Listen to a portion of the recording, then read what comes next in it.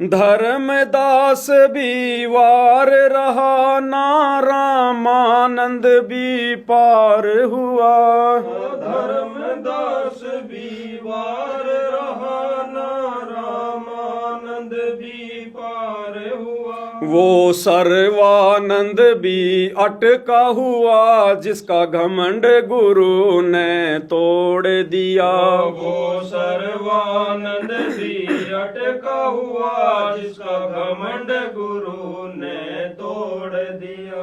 उस भगत ने पाड़ा जीत लिया सतगुरु को गोविंद मान लिया।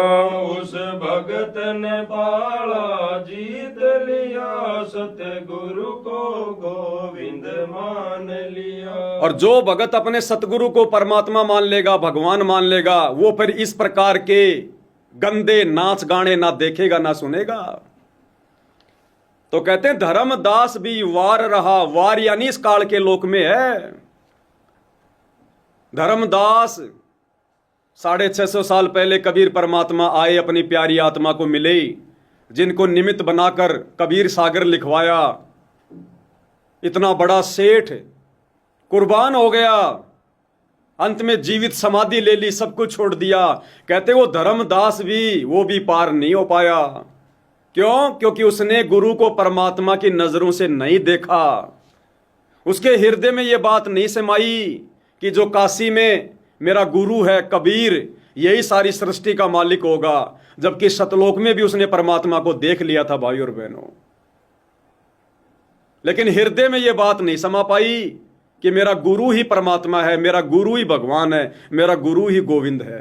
वो धर्मदास भी वारी है, अभी भी काल के लोक में है।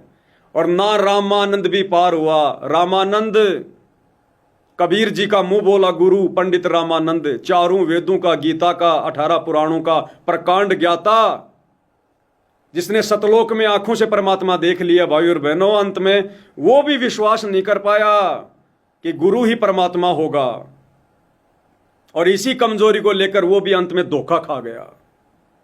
तो सोचिए, ये वर्तमान में संत रामपाल जी के कार्यक्रमों में माता बहनों का डांस देखने वाले, माता बहनों को नचाने वाले संत रामपाल जी के परिवार वाले, ये हजारों की संख्या में बैठी नादान संगत, ये भला इस प्रकार के कुकर्म करते करते कैसे पार हो जाएगी? अगर इन्होंने गुरु को भगवान मान लिया होता, ये घाघरा डांस देखने के लिए यहां नहीं आते। खड़े होकर कह देते आश्रम वालों, ये क्या कर रहे हो तुम? हम तो गुरु जी के सम्मान के कार्यक्रम में आए थे। नालायको, तुमने तो गुरु का अपमान करवा दिया। अपमान। ये घाघरा देखने के इच्छुक है क्या हमारे गुरुदेव भगवान?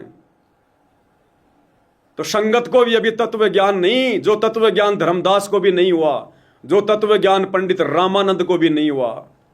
आज वो दया गुरुदेव ने साध संगति से जुड़े अपने सत्सेवक बच्चों के ऊपर की है, जो इस प्रकार के गंदे कार्यक्रम देखना तो दूर, करवाना तो दूर, जो करवा रहे हैं उनको भी समझा रहे हैं। तो धर्मदास भी वार रहा ना रामानंद भी पार हुआ, और वो सर्वानंद भी अटका हुआ जिसका घमंड गुरु ने तोड़ दिया। सर्वानंद जो अपनी मां शारदा से कह रहा था कि मां मेरा नाम सर्वानंद से सर्वाजीत रख दे। बोली बेटा क्यों?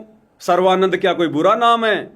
नहीं मां, मैंने सभी पंडितों को, विद्वानों को ज्ञान चर्चा में हरा दिया, जीत लिया, इसलिए मेरा नाम सर्वाजीत रख दे, ताकि सबको पता चले मेरे नाम से कि सर्वाजीत का मतलब जिसने सबको जीत लिया, सबको हरा दिया ज्ञान चर्चा में।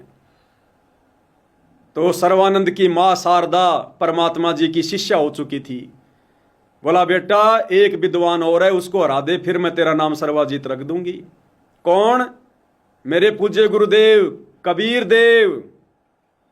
अरे बोले मां तू अच्छी भोली, वो अनपढ़ आदमी, वो क्या जाने शास्त्रों को, उसको तो यूं गया यूं आया राके। वो सर्वानंद आसानी से यूं तो चला गया, लेकिन आने में उसको बिजली जैसे झटके लगे। फिर परमात्मा ने उसका घमंड तोड़ दिया सारा का सारा कि नालायक तू काहे का विद्वान है, तू क्या तेरे को शास्त्रों का ज्ञान है? तू तो कुछ भी नहीं जानता, तू तो रट्टू तोता है, रट्टू तोता।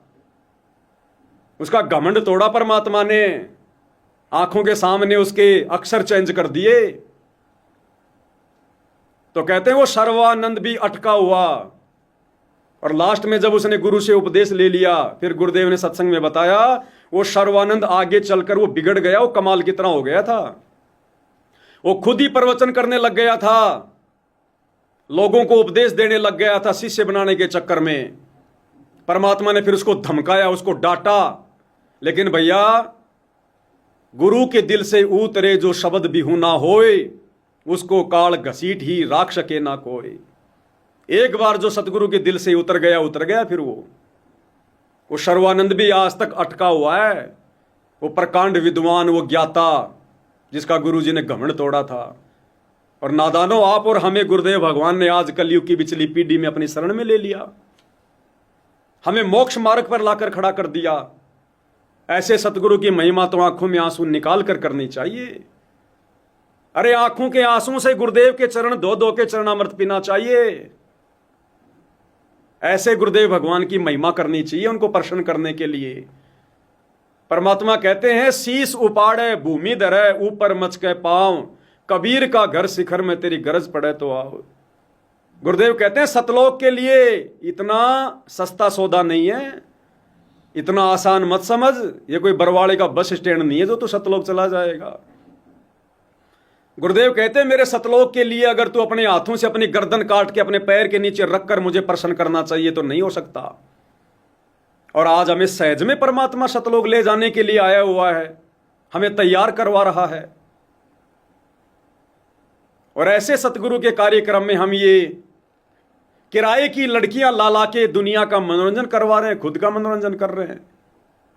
भक्ति की छींट भी नहीं छोड़ेगा काल, भक्ति की छींट भी इतना नींबू की तरह निचोड़ के रख देगा आश्रम वालों को और संगत को। तो कहते हैं वो सर्वानंद भी अटका हुआ जिसका घमंड गुरु ने तोड़ दिया, उस भगत ने पाड़ा जीत लिया, भाई सतगुरु को गोविंद मान लिया।